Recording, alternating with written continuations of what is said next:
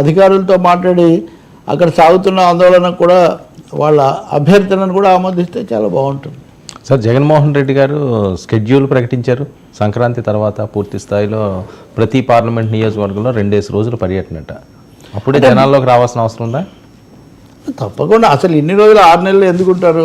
వాస్తవంగా గెలిచినా జనంలోకి రావాల్సిందే, ఓడినా కూడా రావాల్సిందే. కానీ నిజంగా ఇక్కడ జరిగింది ఏంటంటే వాయిదా పడుతుంది. ఓకే, డిసెంబర్ 11 అని 3 ప్రకటించారు. మనం 3-in-1 అని నేను ఆ రోజు కూడా అన్నాను కదా. ఇప్పుడు ఏంటంటే శాసన మండలి ఎన్నికలు ఉన్నాయి, వాటి కోసం ఏదో వస్తుంది కాబట్టి కొంత ఈ తేదీలు కొంత వాయిదా వేస్తాము అని సంక్రాంతి తర్వాత వస్తాను తను చెప్తూనే ఉన్నారు.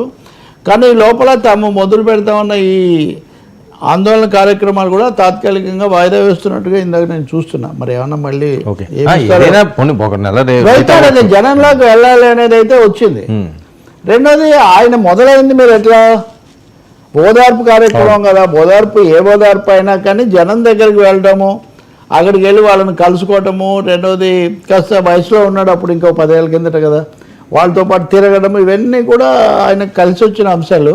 సో మళ్ళీ ఎవరైనా బ్యాక్ టు ది రూట్స్ అండి. ఏ నాయకుడైనా బ్యాక్ టు ది రూట్స్. నాకు 2010లో చంద్రబాబుతో మాట్లాడింది ఒకసారి గుర్తొస్తుంది. ఆయన ఎందుకు ఇది వీటన్నిటి మధ్యలో మీ పార్టీ ఎప్పటి నుంచో ఎస్టాబ్లిష్ అయింది, అంత తలకిందులు కానక్కర్లేదు, ఏం లేదు, ఐఎమ్ గోయింగ్ బ్యాక్ అని మళ్ళీ వస్తున్నా మీకోసం అప్పుడే తలపెడుతూ ఉన్నాడు. సో నాయకులకు అది జరుగుతూ ఉంటుంది. జగన్ వెళ్తే that is well and good. వెళ్తే తెలుస్తుంది కూడా కదా ప్రజలు ఏమనుకుంటున్నారని. మన దగ్గర నివాసంలోనే, అధికార నివాసంలో ఉండి అటు ఇటు అనుయాయులే చెప్తుంటే వాళ్ళు అదే చెప్తుంటారు. పూర్తి వివరాలు నిజాలు ఎప్పుడు మన దృష్టికి రావు. దిద్దుబాటుకు కూడా అది మార్గం అవుతుంది. అయితే మళ్ళీ వెళ్ళిన తర్వాత రాజకీయాలు మాట్లాడటమే కాదు, చెప్పడమే కాదు, వినడం అనేది కూడా నాయకులు అలవాటు చేసుకోవాలి. అది చాలా ముఖ్యం. కార్యకర్తలు చెప్పేవి, మీడియా మిత్రులు చెప్పేవి, ప్రజలు చెప్పేవి, ఈ 3 వింటే సగం సమస్యలు తగ్గుతాయి. సరే, ఏంటి పెద్దిరెడ్డి రామచంద్రారెడ్డి 200 కోట్ల భూములు స్వాహా చేశారంటూ ప్రచారం. 15 కుటుంబాలకు చెందిన భూములని నకిలీ పత్రాలు సృష్టించారని లోకేష్ ప్రజా దర్బార్లో బాధితులు ఫిర్యాదు చేశారట. మంచిదే కదా, ఫిర్యాదు చేయాల్సిన చోటే చేశారు కదా. ఇంకా అందులో సొంత జిల్లా కాస్త ఇప్పుడు అటు ఇటు మారిన పాత చిత్తూరు జిల్లా కాబట్టి ఆయన చేయొచ్చు కదా తప్పకుండా. వాటి మీద ఇప్పుడు మీరు ఒకటి గుర్తు చేసుకోండి, ఈ ప్రభుత్వం వచ్చిన తర్వాత మొట్టమొదటి అంశము మదనపల్లిలో అగ్ని ప్రమాదం. అక్కడ రికార్డులు దగ్ధం కావటం, ఫైల్స్ రికార్డులు దగ్ధమయ్యాయి. పెద్దిరెడ్డి మాయం చేయడానికి అన్నారు. ఆ తర్వాత అటు పెద్దిరెడ్డి ఇటు మిథున్ రెడ్డి వీళ్ళని కూడా అక్కడికి వెళ్ళనివ్వకపోవడం, చాలా ఉద్రిక్తతలు, వివాదాలు, యాంటిసిపేటరీ బెయిల్ అన్నీ జరిగాయి. కానీ కాంక్రీట్గా నిర్దిష్టంగా ఈ భూ సమస్య మీద ఇప్పటిదాకా ఏం రాలేదు. అక్కడ ఉన్న వ్యవసాయ కార్మిక సంఘాలు ఇట్లాంటి వాళ్ళు కూడా అడిగారు, చాలా భూములకు వెళ్ళంతాయి, వీటి విషయం తేల్చండి అని. ఇప్పుడైనా తేలిస్తే చాలా మంచిది. ఇది రాష్ట్రం అంతా ఉంది. భూ ఆక్రమణ దురాక్రమణ నిరోధక బిల్లు అనే ఒక బిల్లు శాసనసభలో కూడా ఆమోదించారు. కానీ రాష్ట్ర వ్యాప్తంగా ఎక్కడికెక్కడ ఈ సమస్యలు పరిష్కరిస్తారా లేదా, రంగంలోకి వెళ్తారా లేదా. ఇప్పుడు ఆంధ్రప్రదేశ్లో పెద్ద ఎత్తున రెవెన్యూ సదస్సులు జరుపుతున్నారు. ఈ రెవెన్యూ సదస్సుల్లో భూ ఆక్రమణలకు సంబంధించి మేము తెలుస్తామంటున్నారు.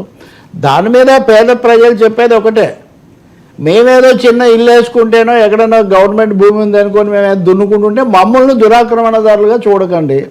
ఇదిగో ఈ భారీగా ఉన్న వాళ్ళు ఎవరన్నా ఉంటే ఆధారాలు దొరికితే పట్టుకోండి. తప్పకుండా పెద్దిరెడ్డి రామచంద్రారెడ్డి దగ్గర అవన్నీ చేశాడని ఆధారాలు లోకేష్కి వాళ్ళు ఇచ్చిన ఉంటే వాళ్ళు తప్పకుండా చర్య తీసుకోవచ్చు. అందులో రెండో అభిప్రాయమే లేదు.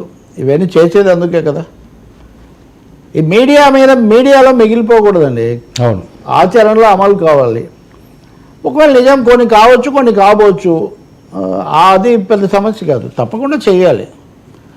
రాష్ట్రం అంతటా భూ సమస్య, భూ ఆక్రమణ, భూముల కబ్జా, భూములను బెనామీ భూములు, ఇలాంటి విషయం తేల్చడానికి రంగంలోకి దిగాల్సిన అవసరం చాలా. దశాబ్దాల నుంచి పేరుకుపోయింది అది. దశాబ్దం ఎవరు తేల్చారు, అది ఎప్పుడు అప్పుడు అట్లా వచ్చేస్తుంది, అయిపోతుంది. ఇప్పుడు చిత్తూరు జిల్లాలో కనీసం 3-4 ఉన్నాయి పెద్ద పెద్దవి ఇట్లాంటివి. వైజాగ్ సిటీ కూడా అంతే కదా. వైజాగ్ ఉంది, పంచగ్రామాలు అన్నారు, అది ఎప్పుడు అలాగే వస్తుంటుంది. లేదా విజయసాయి రెడ్డి మీద కొన్ని ఆరోపణలు వచ్చాయి, అవి ముందుకు పోవు. ఎక్కడ బ్రేక్ వస్తుందో మనకు తెలియదు. అది ఇంకోటి కూడా ఉంది కదా, దశపల్లా భూములు. ఒకటే ఒక 5-6 రకాల పేర్లు మనకే కంఠోపాఠం. అవి ఏమి కావు. పెద్దిరెడ్డి రామచంద్రారెడ్డి ప్రధాన ప్రత్యర్థి కాబట్టి సొంత గడ్డ మీద తప్పకుండా ఆయన మీద ఉన్న వాళ్ళు చేయొచ్చు. చిన్నబాబు నోటీస్లోకి వెళ్ళి సార్ ఇది వెళ్ళవలసింది పెద్దబాబు దగ్గర కదా, వాళ్ళిద్దరు కదా సమకాలికులు. మీరు అక్కడ ఒకటి లోకేష్ జనాన్ని కలుసుకుంటూ ఉన్నారు. అవును, ప్రతిరోజు చేస్తారు. ఆయన ప్రజా దర్బార్ నిన్నటితో అర్ధశత దినోత్సవం పూర్తి చేసుకుంది, 50 రోజులు. సో ప్రజల దగ్గరికి వెళ్ళడం మంచిది కదా. రేపు పొద్దున అధికార పగ్గాలు చేపట్టాలి, కాబోయే ఏదో రాబోయే రాజ్యానికి కాబోయే అని ఇప్పుడు రాజ్యం సగం ఇప్పుడు నడుస్తూ ఉంది కదా. కాబట్టి ఇప్పుడు మీరు చూస్తే కూడా బాపట్లకు తండ్రి కొడుకులు ఇద్దరు వెళ్ళారు. ఇంట్రెస్టింగ్ అనమాట. అంటే అతనేమో నిలబడారు, లోకేష్ నిలబడే ఉన్నాడు, చంద్రబాబు ఉన్నాడు కాబట్టి సీనియర్గా, తండ్రిగా, ముఖ్యమంత్రిగా, తండ్రిగా కాదు. ఆయన చూస్తుంటే ఈయన ఫాలో అప్ చేస్తున్నాడు. సో ఇప్పుడు లోకేష్ ఫాలో అప్లో ఉన్నాడు. బేసిక్గా చెప్పాలంటే అన్ని విషయాల్లో ఆయన ఫాలో అప్లో ఉన్నాడు. పెద్దిరెడ్డితో కూడా మరి ఆయనే ఫాలో అప్ చేస్తాడేమో, ఫాలో అప్లు, ఫాలో ఆన్లు. అక్కడ ఒక వారసుడు ఉన్నాడు కదా. కాబట్టి సో జగన్మోహన్ రెడ్డి గారు కోర్ టీంకి అయితే వీళ్ళంత ఈజీగా వదిలే పరిస్థితి ఉండదా sir? Sir Jaganmohan Reddy core team Sajjala Ramakrishnareddy, Peddireddy Ramachandrareddy, YV Subbareddy, Vijayasaireddy, ఇంకా ఒకరు అధికారులు అట్లా ఉన్నా. సో ఈ నలుగురిని టార్గెట్ చేయడం అనేది స్పష్టంగా కనిపిస్తుంది. టార్గెట్ చేయడమే కాదు, అన్నీ వాళ్ళ ద్వారానే జరిగాయి కదా, వాళ్ళ చేతుల్లోనే ఉన్నాయి కదా, ఆరోపణలు వచ్చింది కూడా వాళ్ళ మీదే కదా. కాబట్టి సహజంగా వాళ్ళ మీదకి అది నడుస్తుంది. ఈ విషయం తెలుసు కాబట్టే ఇప్పుడు విజయసాయిరెడ్డి లాంటి వాళ్ళు నీజర్క్ రియాక్షన్ రకరకాలుగా మాట్లాడుతూ ఉంటారు.